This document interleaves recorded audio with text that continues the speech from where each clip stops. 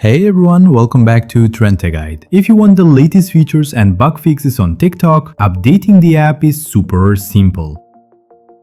Just open the Google Play Store on your Android phone, tap your profile icon at the top right, then go to Manage Apps and Device. Now tap on Updates Available, and if TikTok is listed there, simply tap Update next to it.